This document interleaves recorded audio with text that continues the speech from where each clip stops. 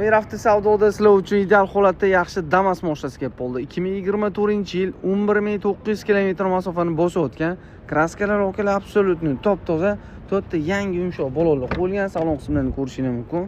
Patolog obshipkalar qilingan, video registratorlar bor. Mashinaga yaxshi chexol, kori, poli solingan magnitofon kolonka 11900 km masofani bosib o'tgan. Putlargacha ham ustanovka qilingan.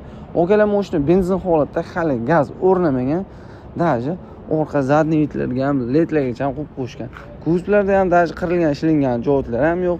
Egalarining o'zida okalar texnik tomonlama hech qanaqa muammolar yo'q. Narxini okalar sizlar olib mazza qilmayishingiz uchun bo'ladigan narxi qimmat ledlargacha ham qo'yib qo'yishibdi. $7300 baholandi. Faqat oxiri okalar faqat naqdga sotilar ekan, variant yo'q deyaptilar.